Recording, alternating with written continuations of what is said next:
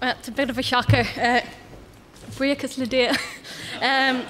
There's lots of people to thank, obviously. I want to start with T.G. Cahir and in particular Micheál O'Malley, who from the very beginning was a brilliant supporter of this project and allowed us make a lot of very brave decisions, and we certainly couldn't have done it without him. Thanks very much, Micheál. Ardar.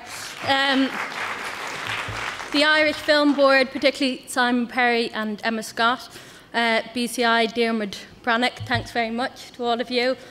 We had a fantastic cast and crew.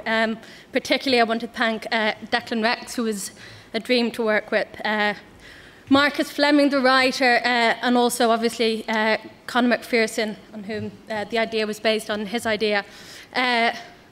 Paddy Brannock, whose idea it was to try to do this as an Irish language project.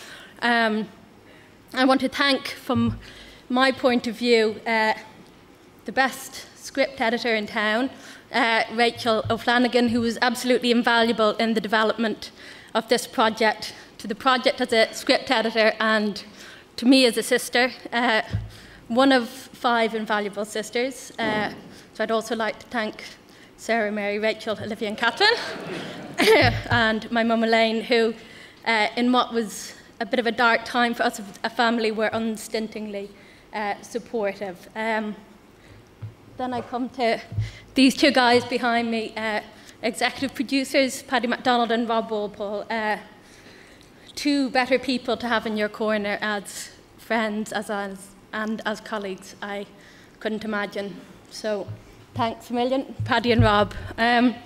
Finally, during the course of the making of the series, between producers and directors, we lost 3 parents, so I'd like to dedicate this to Richard Rex, Maureen Walpole, and to my own lovely and very much missed dad, Micheál O'Flanagan. Thank you.